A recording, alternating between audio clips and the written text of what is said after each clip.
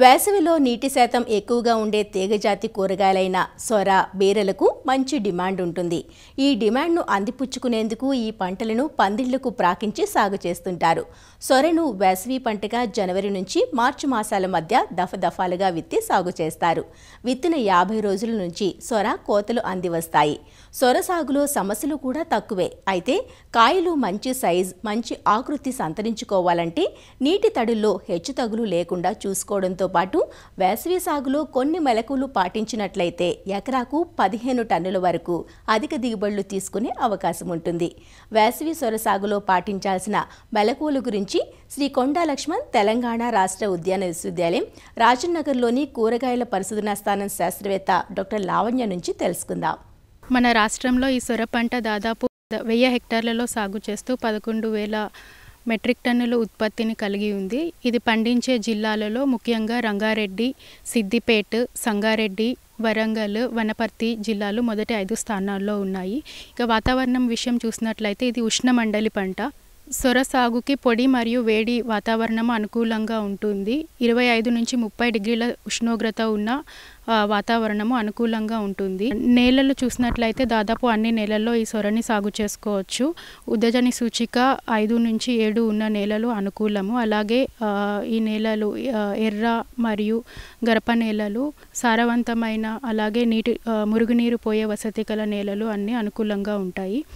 ఇందులో రకాలు చూసినట్లయితే మనకి IARI నుంచి విడుదల చేసిన రకాలలో మనకి Pusa summer prolific round, Pusa Naveen, Pusa Meghdoot, Pusa Manjari, Pusa Sandesh ఇలాంటి రకాలు IARI నుంచి విడుదల చేయబడ్డాయి. అలాగే IIHR బెంగళూరు నుంచి విడుదల చేయబడ్డ రకాలలో అర్కా బాహర్, అర్కా నూతన్, అర్కా శ్రేయాస్ వంటివి కూడా మనకి ఉన్నాయి. అలాగే IIVR Indian institute of vegetable research Varanasi నుంచి విడుదల చేయబడ్డ రకాలలో మనకి కాశీ కుందన్, కాశీ గంగా, కాశీ శ్రేయాస్ ఇట్లాంటి రకాలు కూడా మనకి అందుబాటులో ఉన్నాయి.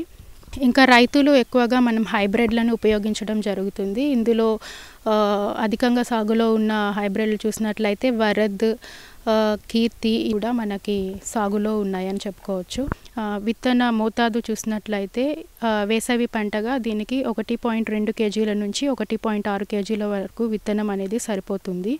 అదే హైబ్రిడ్ రకాలు తీసుకున్నట్లయితే 500 గ్రాముల నుంచి 700 గ్రాముల వరకు ఈ విత్తనం అనేది సరిపోతుంది. మొక్కల సాంద్రత చూసినట్లయితే మనము ఈ వేసవి కాలంలో అధిక సాంద్రతలో మనం మొక్కలు నాటుకోవాల్సి ఉంటుంది.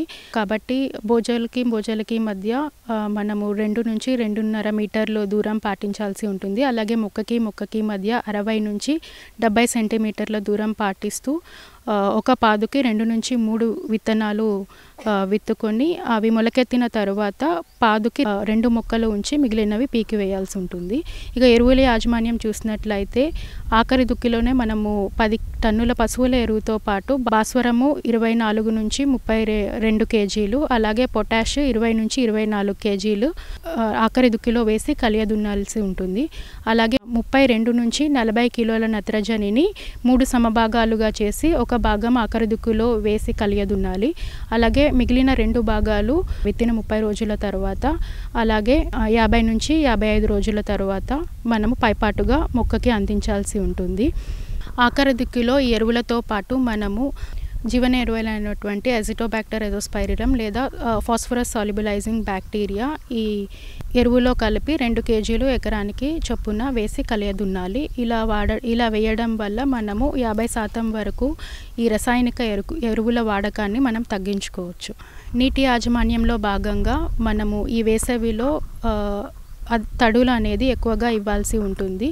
2-3 రోజులకు ఒకసారి మనము నీటి తడులను అందించాల్సి ఉంటుంది.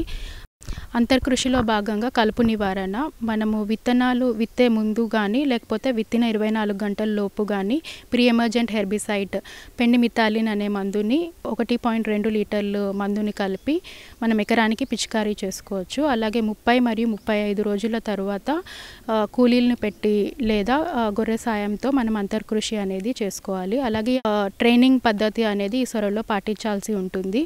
మామూలుగా కింద కూడా ఈ సొర అనేది పాదు లాగా వస్తుంది కాబట్టి మనం కింద కాకుండా పైకి ఎక్కించినట్లయితే పండాల్ ద్వారా లేదా ఒకవేళ పర్మనెంట్ ఈ పండాల్స్ లేకపోతే రైతులు ఐరన్ పోల్స్ ఉపయోగించి కానీ లేదంటే ఎదురు కర్రలు ఉపయోగించి కానీ పందిరి వేసుకొని ఈ సుతిలి తాడుతో కానీ లేకపోతే ట్రైనింగ్ వైర్తో కానీ మొక్కని పైకి ఎక్కించినట్లయితే ఈ పద్ధతి ద్వారా మొక్కకి గాలి వెలుతురు అనేది బాగా తగిలి చీడపీడలు ఆశించకుండా ఉంటాయి. అలాగే కాయ నాణ్యత కూడా మనకి బాగుంటుంది. అలాగే కాయ వంకర తిరగడం వంటివి కూడా మనము చాలా వరకు అధిగమించవచ్చు. ఈ పంట సస్యరక్షణ చూసినట్లయితే మనకి వేసవిలో సాధారణంగా ఈ రసం పీల్చే పురుగుల బెదడ అనేది ఎక్కువగా ఉంటుంది. దీనివల్ల మొజాయిక్ వైరస్ తెగుళ్ళు ఎక్కువగా వస్తూ ఉంటాయి. కాబట్టి ఈ రసం పీల్చే పురుగు ముఖ్యంగా తెల్లదోమని మనము అరికట్టడానికి ముందు నుంచే మనము వేప నూనె అనేది స్ప్రే చేసుకుంటూ ఉండాలి. ఈ వేప నూనె 10,000 ppm ఉన్నట్లయితే మనం 3 ml లీటర్ నీటిలో కలిపి పిచికారీ చేసుకోవాలి. అలాగే మనము పొలంలో జిగురట్టాలని కూడా అమర్చుకోవాల్సి ఉంటుంది. ఉధృతి కనుక ఎక్కువగా ఉన్నట్లయితే ఈ మిడాక్లోప్రిడ్ అయితే 0.3 ml లీటర్ నీటిలో కలిపి పిచికారీ చేసుకోవాలి. ఫిప్రోనిల్ అయితే 2 ml లీటర్ నీటిలో కలిపి పిచికారీ చేసుకోవాలి. దిగుబడి ఇది ఎకరానికి వేసవిలో చూసినట్లయితే దిగుబడి 10 నుంచి 12 టన్నుల వరకు దిగుబడి వస్తుంది. యాజమాన్య పద్ధతులు పాటించినట్లయితే ఈ వేసవిలో రైతులు ఈ సొర నుంచి అధిక దిగుబడిని సాధించుకోవచ్చు.